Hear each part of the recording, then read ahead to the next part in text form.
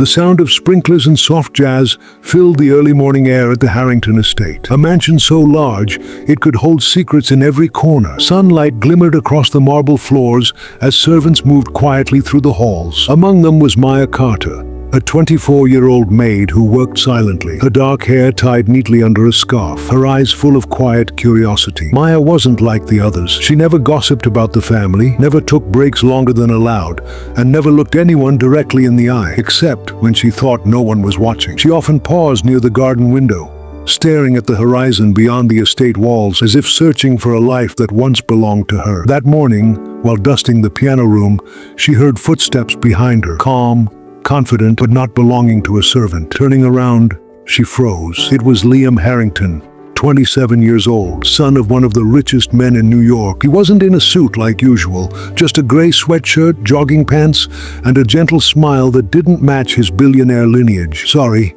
he said, noticing her startled look. "Didn't mean to scare you. I just needed coffee, but I forgot where the machine is." Maya blinked, unsure how to respond. She pointed silently toward the kitchen. Liam chuckled softly. "You don't talk much, do you?" Maya lowered her gaze. "Not when I'm supposed to be working, sir." He smiled, not mockingly, but with curiosity. "Then maybe I'll make sure you're always on break." It was a small line, but it stayed with her all day. Liam didn't seem like the kind of man who noticed people like her, yet he did. Later that evening, as Maya walked through the back garden to head home, she found Liam sitting by the fountain, sketching something in a notebook. He looked up, surprised to see her. "Didn't know anyone came this way?" he said. "I clean the greenhouse sometimes," she replied softly. He nodded. "It's peaceful here, like the world stops listening for a while." Maya hesitated, then asked, "What are you drawing?" He turned the page slightly toward her. It was a sketch of the garden fountain, but in the corner of the page, barely visible, was her reflection, drawn perfectly. Her heart skipped a beat. He had noticed her long before she'd ever noticed him. For the first time in a long while, she smiled.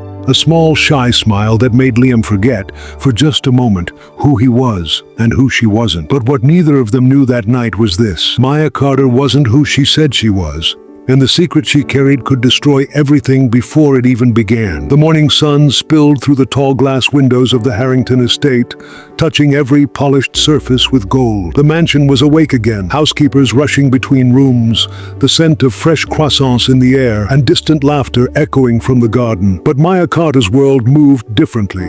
She had learned to blend into the background, quiet, invisible, efficient, until now. That day, while arranging flowers in the main hall, she felt a pair of eyes watching her. She turned and found Liam Harrington leaning casually against the staircase railing, holding 2 cups of coffee. His hair was slightly messy, his expression disarmingly warm. "You drink coffee, right?" he asked, walking toward her. She hesitated. "Not while working, sir." He grinned. "Then let's call this a coincidence. I just happened to make 2 cups." Her lips curved despite herself. "Coincidence, huh?" "Absolutely," he said, handing her the cup. "Besides, I need an excuse to talk to the only person here who doesn't treat me like a news headline." That line caught her off guard. The billionaire's son, with the world at his feet, sounded almost lonely. They sat in the corner of the vast library, sunlight painting their faces in amber tones. For a few quiet moments, the world outside didn't exist, just the smell of old books and freshly brewed coffee. "You like working here?"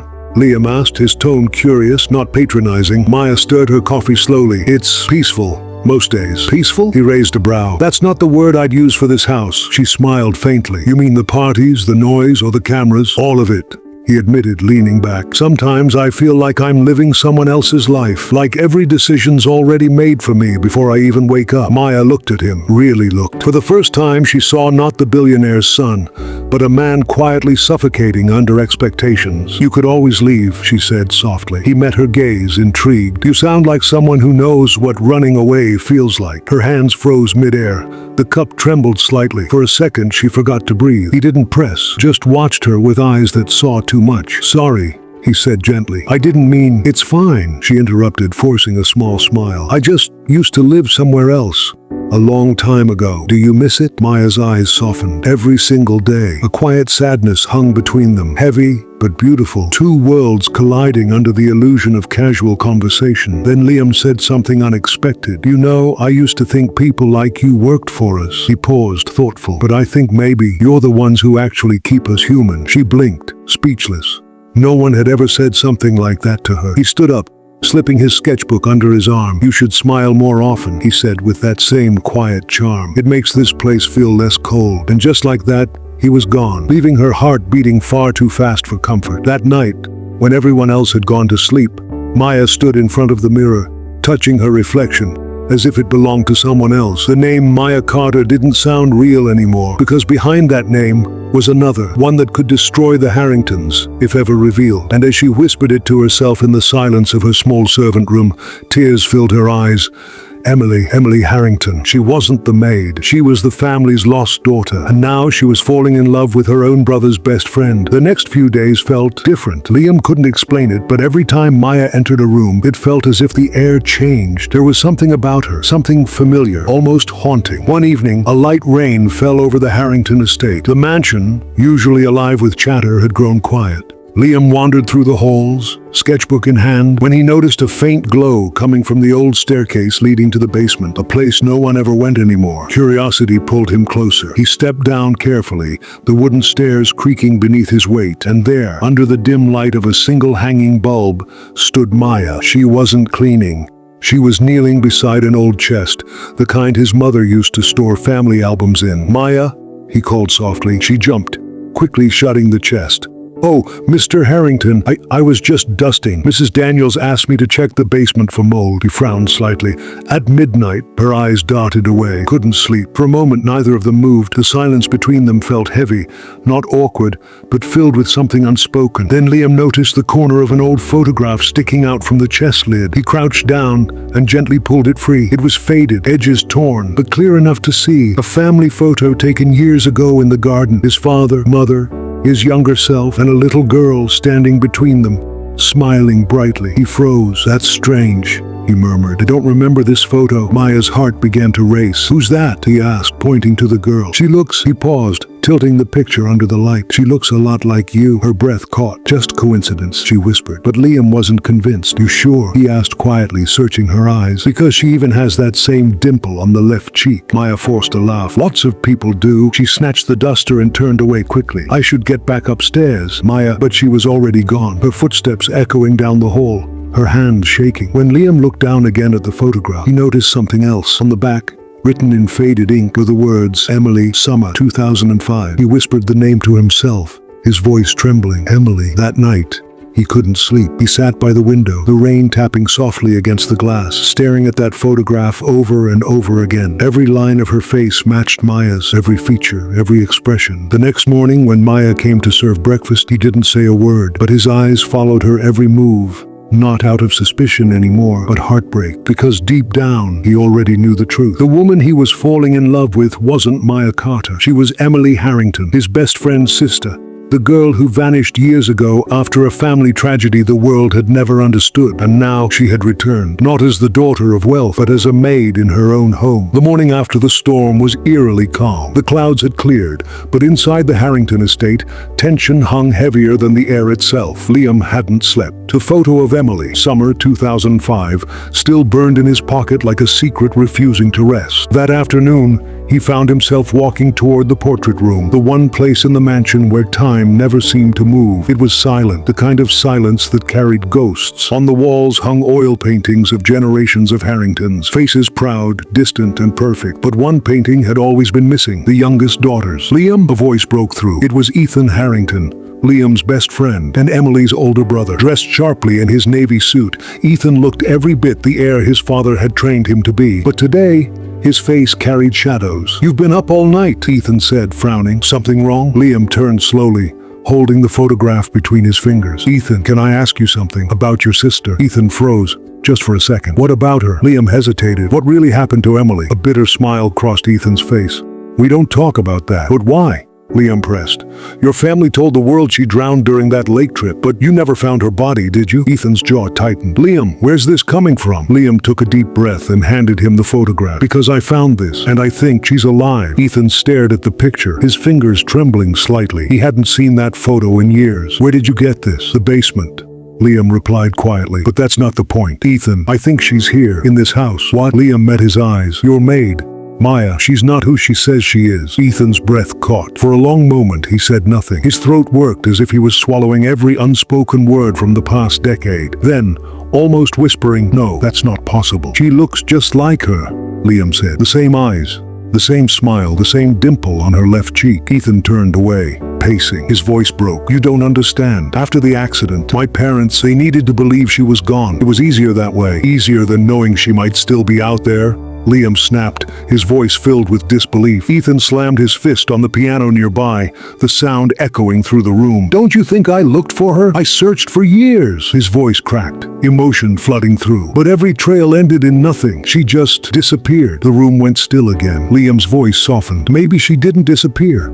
Maybe she came home, quietly, afraid of what she'd find." Ethan looked up, eyes glistening. "You really think Maya is my sister?" Liam nodded slowly. "I don't think. I know." Silence, heavy, real, the kind that makes hearts ache. Ethan ran a trembling hand through his hair. "If what you're saying is true, my parents can't find out. Not yet. My father, he'd never forgive her. He'd destroy her." Liam clenched his jaw. "Then we protect her, whatever it takes." But even as he said those words, his chest tightened, because protecting her meant something else entirely. It meant letting go of the one woman who made him feel alive again. As the two men stood in that dimly lit portrait room, the faded eyes of their ancestors seemed to watch, silently judging the truth that was finally surfacing. And outside, in the hallway, hidden behind the door, Maya, no, Emily, had heard everything. Tears streamed down her face, her heart breaking under the weight of love and identity, because now she knew the past she had buried was coming back for her, and this time there was nowhere left to hide. The Harrington estate sparkled that night. Crystal glasses shimmered under golden chandeliers,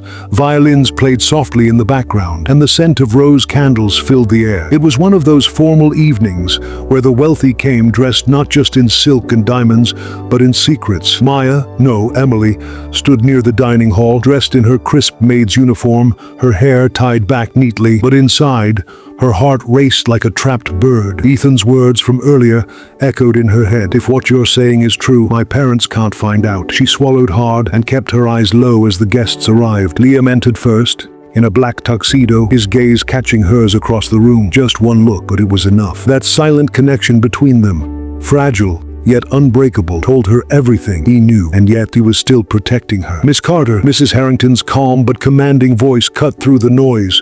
"Set an extra place at the main table tonight." Emily froze. "Ma'am?" Mrs. Harrington smiled faintly. "For you. You've been with us for months now. You deserve to dine properly, at least once. My husband insists the staff feel like family." The irony was suffocating. Family. If only she knew. As Emily hesitated, Liam stepped forward. "I think it's a wonderful idea," he said softly, his eyes never leaving hers. And that's how she found herself seated at the far end of the long mahogany table, surrounded by people she had once called home. The conversation flowed, laughter, champagne, polite gossip. Emily kept her voice quiet, her posture perfect, but when her gaze accidentally lifted toward Mrs. Harrington, she froze. The older woman was staring at her, not just looking, studying. Every blink, every smile, every movement. Her fork had stopped mid-air. "You remind me of someone," Mrs. Harrington said suddenly, her voice trembling just enough to draw attention. The table fell silent. Emily forced a polite smile. "I get that sometimes, ma'am," but Mrs. Harrington didn't look away. Her eyes glistened. "You have her eyes." Mr. Harrington cleared his throat sharply. "Margaret." She ignored him, leaning forward. "The same dimple, the same..." Her voice broke. "My daughter, Emily, she..." "Margaret," her husband interrupted again, more firmly this time.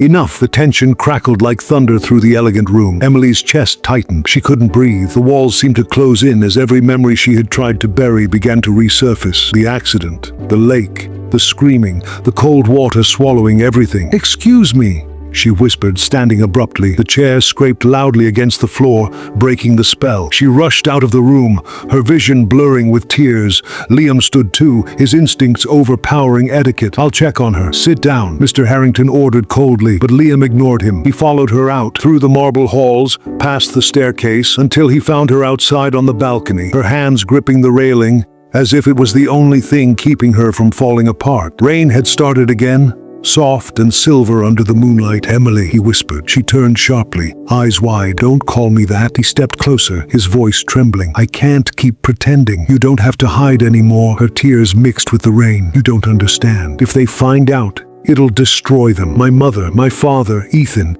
everything they built, everything they are, it'll collapse." "And what about you?" he asked, voice breaking. "You've been living like a ghost, Emily. You deserve to be seen." She shook her head. "Being seen? got me killed once." Liam's breath caught. "Then let me bring you back to life." The words hung between them, raw, real, dangerous. For a moment, the storm outside seemed to pause. Just two broken souls standing beneath a sky that had seen too much. And inside, at that grand dinner table, Mrs. Harrington sat frozen, her trembling hand clutching the edge of her napkin, because somewhere deep in her mother's heart she already knew her daughter was home. The rain had stopped by morning, but the air inside the Harrington mansion still felt heavy, like grief trapped between walls. The dinner from the night before had left invisible scars on everyone present. Mrs. Harrington hadn't slept. The image of Maya, her voice, her eyes, her trembling hands, kept flashing before her eyes like a memory she could no longer suppress. Every time she closed her eyes, she saw Emily standing by the lake, waving goodbye before disappearing into the fog. Unable to shake the feeling, she found herself in the old study, the one room her husband never entered anymore, filled with dust, silence, and secrets. She lit the fireplace, not for warmth, but for company. She reached for an old album from the bottom shelf, its leather cracked, its corners frayed. As she flipped through the pages, tears blurred her vision. There she was, little Emily, missing her front tooth, holding a sunflower taller than herself. Ethan beside her, laughing. Liam in the background, a boy with sketch-stained fingers. Her hand trembled as she turned the page to the photo of summer 2005, the same picture Liam had found. Suddenly the door creaked. Mr. Harrington stepped in, his expression hard. "Margaret, what are you doing here?" She looked up, startled, clutching the album like a lifeline. "I can't stop thinking about her," she whispered. "That maid, Maya. She's stoned." His voice was low but sharp. "We've been through this. Emily is gone. You're torturing yourself." Mrs. Harrington shook her head, tears streaming down her face. "You didn't see her, Richard? The way she looked at me? The way she smiled? It was her. It was our daughter." He sighed heavily, walking toward the fireplace. "You're grieving again, that's all. You've done this before." But this time she stood up, trembling. "Then why does my heart know she's alive?" He turned to face her, eyes hardening. "Because your heart refuses to accept the truth. We lost her, Margaret. That night she drowned. You have to stop chasing ghosts." Something inside her broke. Her hands shook as she lifted the photograph from the album, the one of Emily at the lake, and held it over the fire. "If she's truly gone," she whispered, voice cracking, "then this shouldn't hurt." The edges of the picture began to curl, the flames licking at the faces of a family that once was whole. But before it burned completely, she saw it, a faint mark on the back, written in a child's scrawl, "For Mommy, love Emily." Her knees gave out. The photo slipped from her fingers into the fire, and she cried. Not the soft, controlled sobs of a socialite, but the raw, guttural sound of a mother who finally knew. Mr. Harrington turned away, his jaw tightening, but behind his cold eyes something flickered, fear, because he knew something his wife didn't, something he had buried deeper than anyone else ever could. Emily's disappearance hadn't been an accident. The cellar was colder than he remembered. Dust swirled in the air like ghosts disturbed by his presence. Richard Harrington stood before the old chest, his hand trembling around the brass key. For years he had avoided this place, told the staff it was unsafe, sealed it off from renovations, even had the electricity cut. But tonight, something had driven him here. His wife's tears, his own reflection in her grief, and that single name echoing in the hallways. Emily. He crouched, slowly fitting the key into the lock. The click echoed like a gunshot in the silence. As the lid creaked open, the smell of damp wood and old memories filled the air. Inside were fragments of a life. Emily's sketchbook, a torn scarf, a pair of muddy shoes, a small music box shaped like a swan. He wound it without thinking. It played a haunting lullaby, the one Margaret used to sing at bedtime. The sound broke him. His eyes stung as memories flooded in. That night, the storm, the shouting. "Dad, please listen to me."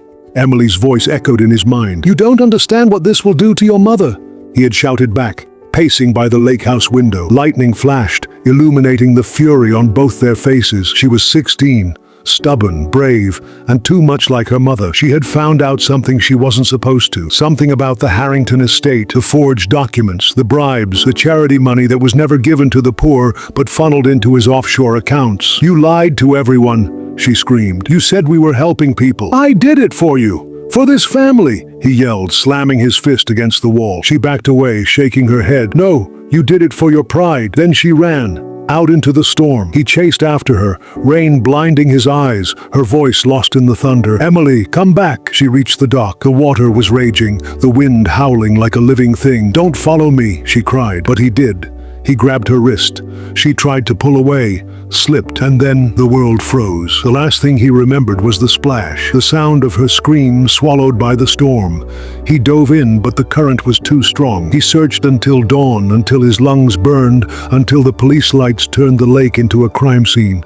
And when they asked what happened, he lied. He said she wandered off, fell. He buried the truth along with her memory, and told himself it was mercy. Now, standing over that old chest, the guilt came roaring back. He sank to his knees, clutching Emily's scarf, tears streaming down his face. "I didn't mean to. I just wanted to protect you," he whispered. From behind him, a faint creak of the door. He froze. Slowly, he turned. Liam stood there, silent, pale, eyes wide. "How much did you hear?" Richard asked, voice trembling. "Enough," Liam replied quietly. His gaze dropped to the open chest. "You let everyone believe she drowned alone." Richard swallowed hard. "You don't understand." "No," Liam interrupted, stepping closer. "I do. I understand guilt. But you didn't just bury her, sir. You buried yourself." The older man's breath hitched. For the first time, the great Richard Harrington, the man of steel and reputation, looked small. "She's alive, isn't she?" Liam whispered. "You saw her too. You knew the moment she walked into this house." Richard closed his eyes. "I knew the moment I looked into her eyes. The same storm still lives there." Liam stepped forward, his voice low and trembling. "Then for God's sake, tell her the truth before it's too late." The music box finished its final note, a sad lingering hum that faded into silence. Richard looked at the burning fireplace through the open cellar door and whispered, "The truth already knows where to find her." The morning sun slipped through the mansion's tall windows, cutting through the silence that hung heavy after the storm. Emily, or Maya, as everyone still believed, stood in the grand hallway, clutching a tray of untouched tea. Her hands trembled slightly. Every shadow in this house seemed to whisper her name. Liam hadn't looked her in the eye since the night before. Something in him had changed. A heaviness, a knowing. She felt it too, deep in her chest, that shift in the air. As she walked past the study, she noticed the door slightly ajar. Inside, Mrs. Harrington sat asleep in her chair, an old letter clutched against her chest. Emily hesitated, heart pounding. Something told her to leave, but curiosity, that quiet, dangerous voice, led her inside. She gently lifted the letter from Margaret's hand. The paper was old, yellowed, the ink slightly faded. On the back, one word was written in her father's precise handwriting: "For Emily." Her breath caught. She looked around and no one was there. With trembling fingers she unfolded it. "My dearest Emily, if you're reading this, it means the world has taken something from us that I cannot ever restore. You were always too much like your mother, strong, curious, unafraid to ask why, when everyone else stayed silent. That night by the lake, I wish I could rewrite it. I wish I could take back every word, every moment of anger. You were right. I did lie. I told myself it was for the family, but the truth is, it was for me, my pride, my fear of losing control, my hunger to stay powerful in a world built on appearances. When you slipped from my grasp, I thought my heart stopped forever. I searched until my soul broke, but when they told me you were gone, I let them believe it, because it was easier than admitting what I'd done. But Emily, I never stopped looking. Every face in every crowd, every voice that called my name, I hoped it was you. And now, if by some miracle you're alive, I need you to know this. You were never the shame of this family. I was. Your father, Richard." Her hands trembled as the paper fell to the floor. Tears streamed down her cheeks. The air around her felt too heavy to breathe. Margaret stirred awake, her voice soft and broken. "Maya, what are you doing?" Emily turned, the letter still clutched in her hand. "Mrs. Harrington," she whispered, her voice cracking. "I think this was meant for me." The older woman blinked in confusion. Then her gaze fell to the paper. Her lips parted. "Where did you get that?" Emily stepped closer, tears spilling freely. "He wrote this for me, for Emily." For a long suspended moment, time stopped. Mrs. Harrington stared at her, really stared. Her trembling fingers reached up, brushing a tear from the girl's cheek. Her breath hitched. "It is you." The words were barely a whisper, but they shattered the air like thunder. Liam appeared at the doorway, breathless, as if he had run all the way from the cellar. His eyes darted between them. The letter, the tears, the truth unraveling before him. Mrs. Harrington sank to her knees, sobbing uncontrollably, clutching Emily's hands as if she'd never let go again. "My baby, my Emily." And for the first time in 10 years, Emily let herself be held. But in the corner of the room, unseen by them all, stood Richard Harrington, pale, trembling, watching the family he'd broken, finally fall back together. His eyes glistened, his lips parted as if to speak, but before he could, a sharp pain gripped his chest. He stumbled back, clutching his heart. No one heard him fall. The house was too quiet, the kind of quiet that doesn't soothe, it suffocates. Somewhere down the hall, a grandfather clock struck noon, but time didn't matter anymore. Richard Harrington lay on the cold marble floor outside the study, one hand clutching his chest, the other still gripping the railing he never reached. His breathing was shallow, ragged, every inhale a battle. Through blurred vision, he could see them inside. Margaret, kneeling, crying into their daughter's shoulder, Emily's shoulder. For the first time in years, his home sounded alive, full of sobs, full of truth, and yet he was outside of it, always outside. He tried to speak, but no sound came out, only a broken whisper. Emily. Liam turned first, his eyes widened in horror. "Mr. Harrington!" He rushed forward, the sound of his footsteps echoing through the hallway like thunder. "Emily! Mrs. Harrington! Call an ambulance!" They ran out of the study, and when Emily saw him, pale, trembling, collapsed against the marble, her world tilted. "Dad!"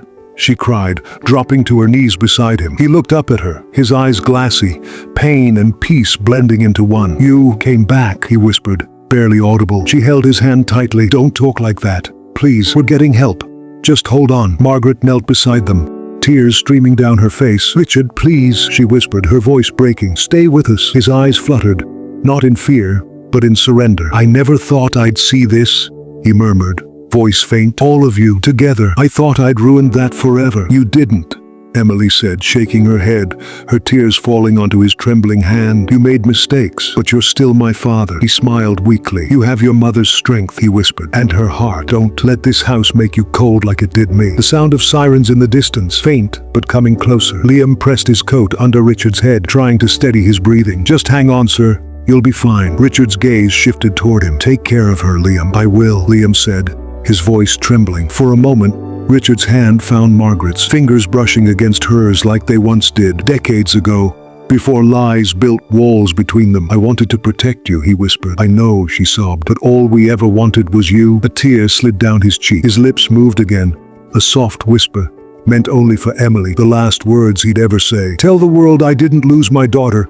I found her." His eyes slowly closed, his hand went still, and the house, the great Harrington estate, fell into silence once again. But this time, it wasn't the silence of secrets. It was the silence of an ending. Emily buried her face into her mother's shoulder, shaking, sobbing, breaking open in every way she'd held back for years. Liam stood behind them, silent, tears streaking down his face, watching the family's sins burn away in the cruelest redemption imaginable. Outside, the sirens finally arrived, but inside, it was already too late. A week later, the Harrington estate stood wrapped in winter fog. The black ribbons on the gates fluttered softly in the wind as mourners drifted away one by one, leaving only 3 figures behind: Emily, Margaret, and Liam. The grave was simple. Richard Harrington, beloved father and husband. No grand marble, no lavish epitaph, just honesty carved in stone. Emily stood there, a letter in her hand, the same one she'd found in her mother's study. Her eyes were red but steady now. The pain hadn't vanished, but it had finally found its place. She unfolded the paper and began to read, her voice trembling against the wind. "You were never the shame of this family." "I was." She looked up, her tears glistening. He spent his whole life hiding behind his pride, but in the end, he faced it, and that's more courage than most people ever find. Margaret stepped closer, slipping her arm around her daughter. "He loved you, Emily, in his own broken way." Emily nodded slowly. "I know, and maybe that's enough." They watched as the last handful of earth fell onto the grave. The echo was soft, final, but peaceful. Liam placed a single white rose atop the mound. "He found his way back," he said quietly. Emily smiled faintly, the first real smile in years. "And so did we." A gust of wind swept through the trees, scattering dried leaves across the path, almost like a whisper moving through the air. For a heartbeat, she swore she could hear her father's voice again. "Tell the world I didn't lose my daughter. I found her." She closed her eyes, let the wind brush against her face, and whispered back, "You did, Dad.